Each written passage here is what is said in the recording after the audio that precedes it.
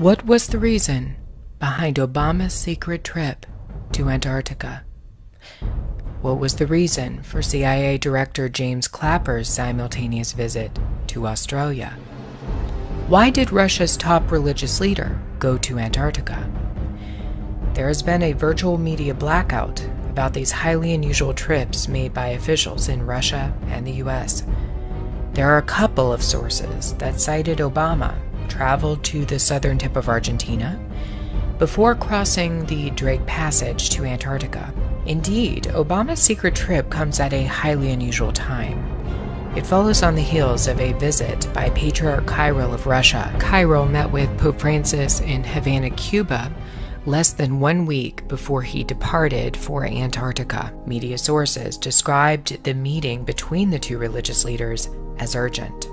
Nothing like this has happened since the 1054 AD schism that separated Eastern Orthodoxy and Roman Catholicism. Why an urgent meeting between these leaders was called after a millennium of never meeting with one another is a mystery. The mainstream media reported that the meeting between Francis and Kirill was meant to condemn persecution of Christians around the world and to foster ecumenical dialogue.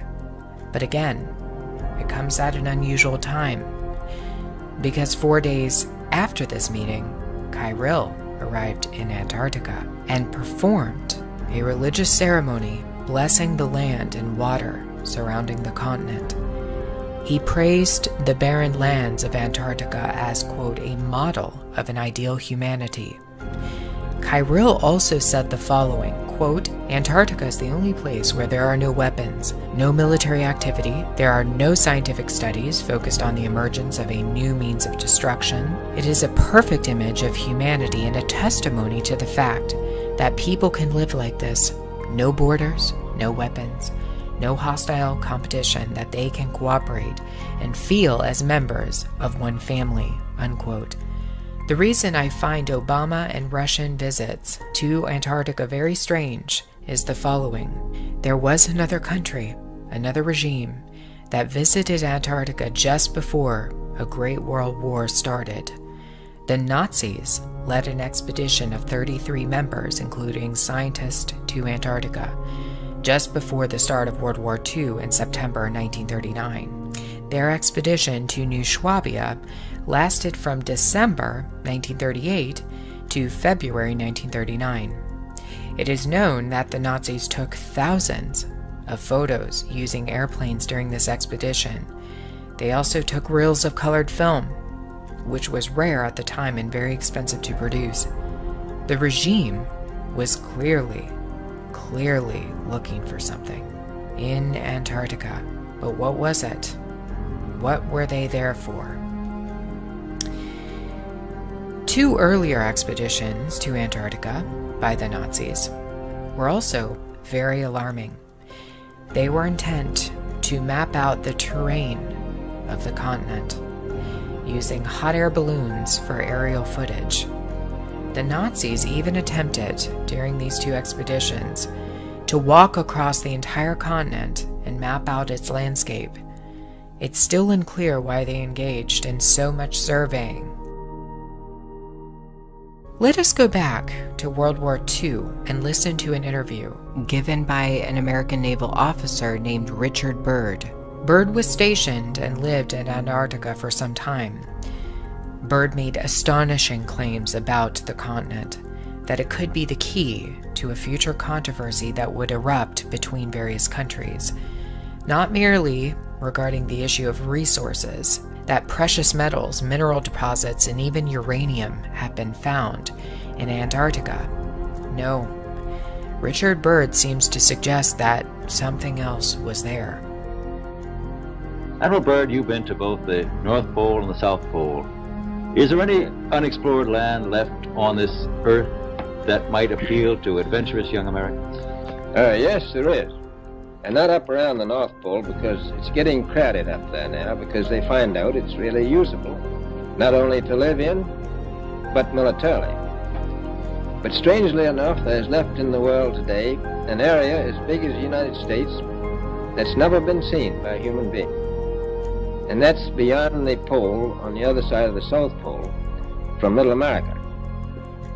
And I think it's quite astonishing that there should be an area as big as that unexplored. That's a tremendous So challenge. there's a lot of adventure left down at the bottom of the world. Admiral, an expedition to which I believe you're the advisor is now en route. What is that expedition doing? Well, that's the icebreaker Atka, and it's a reconnaissance expedition. It's going down to the South Pole area to make certain observations and to look for some bases. They will be back in April, and they will report back, and upon the information we get from that undertaking, we will base the bigger expedition that's to follow. Is that very definitely planned, or is that... That is being planned right now. So I'm willing to say to you that there will be a number of expeditions that will follow, I think, year after year. Richard Byrd verified that Antarctica wasn't about resources, but rather that the Nazis had established secret bases for some reason. Perhaps they were protecting something. Operation High Jump, coordinated by Byrd, which included US, Russian, Australian, and British forces, was meant to close in on the Nazis' strange operations in Antarctica. We'll return to Richard Byrd later on in this video. The logo for the Nazis' third expedition to Antarctica shows that they were interested in a particular portion of the continent called New Swabia. You can see on this emblem that there were lines drawn to bring your attention to an exact coordinate, ending on a particular target. Perhaps the Nazis were hiding a secret in plain sight, that they had located something. Were they pointing us, perhaps, to a hole that existed into the earth? A pathway into the center of a hollow earth. There is evidence to suggest that the Nazis believed in the hollow earth and held to an understanding that perhaps there was a passageway to the other side. While hollow earth is not a popular idea these days, it was during World War II. In fact, it was suggested that most of the top Nazi officials believed in a hollow earth concept. Many within Nazi pop culture also believed in a hollow earth, including German writer Karl Neupert. In the book called Between Science and Fiction, The Hollow Earth as Concept and Conceit, the author documents that Neupert began what appeared to be a cult following of hollow earth believers in Germany at the time. The idea was that the earth was shaped like an eyeball, a portal leading into it where the North Pole is located, and another portal leading into it where the South Pole is located. The inner portion of the earth is hollow. Likewise, the eye has an entry where blood is pumped into it, but the actual eye globe is hollow, filled with a substance called vitreous humor to protect it. Toward the end of the eye, a lens is located that resembles a mass of land in an ocean. At the center of this landmass is another hole, the pupil. The strange resemblance between hollow earth and a human eyeball is unmistakable. Antarctica was a point of entry into the very pupil of the earth. Interestingly, many Christians throughout history have held to a view of a hollow earth without realizing it. That's because for many centuries, Christians have viewed hell as a place underneath the crust of the earth, a place of fiery torment where condemned souls go. The Nazis, however, believe the opposite, that perhaps this place inside the earth was not for condemned souls, but a place where the master race, their ancestors, dwelled. Nazi belief in the location of the master race was based on a New Age theosophist who had a profound influence on their philosophy and esotericism. Helena Blavatsky suggested that inner earth was not the place of hell, but a place where the master race lived. Admiral Richard Byrd is arguably one of the most controversial voices on the subject of hollow earth. The truth is that Byrd organized a mission called Operation High Jump to stop Nazi ambitions in Antarctica even after World War II had ended. It was officially classified as a reconnaissance mission, yet several members of Operation High Jump died mysteriously. Admiral, you make Do we- this sound a little crowded. Are there that many expeditions now there or en route there? Well, you know, as I said, it's the most peaceful place in the world, but I don't think it will be for long, because of this intense interest on the part of other nations and this nation. This latest expedition now on the way is a government expedition, I take it. Yes, that's the government. I tell you one reason they're interested. It's by far the most valuable, important place left in the world for science. That's why the scientific groups all over the nation are really interested. But more important than that, it has to do with the future of the nation, those to come after us, or even during your lifetime. The United States was on a mission to find whatever the Nazis hid in Antarctica. Shortly after Operation High Jump was completed, the United States began to promote the idea that the Earth was a solid ball with maybe a small core of magma, no entry or exit into the inner Earth, no settlements or secret bases underground, no potential escape for the Nazis. This idea came into full force using the US's newly created NASA.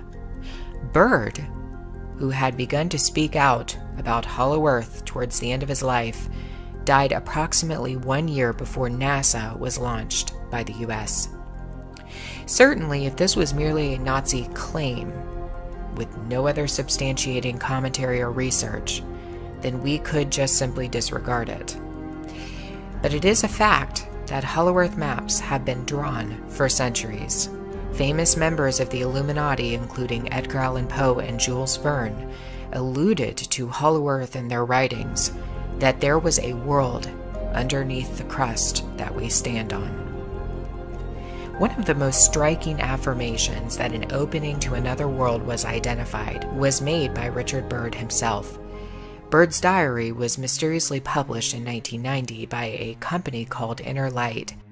In the 68-page publication, Byrd suggested that a land existed beyond the pole, where he was stationed for many years around the time of World War II.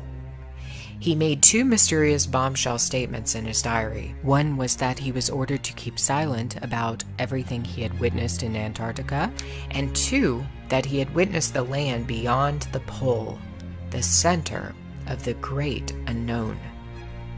Let us not forget that thousands of top-secret scientists in Germany seemed to disappear overnight at the end of the war. Some people believe that they escaped to the United States in something called Operation Paperclip, but some others are a bit more suspicious, thinking that perhaps these scientists made a quick exit off of the face of the world, literally, to the hollow reaches of the Earth, perhaps into the very inner quarters and to the location where another race of beings dwell. Did the Nazis go underground when the time came for their demise? And is this now the plan of the elites when World War III begins? Is the route of an escape in Antarctica?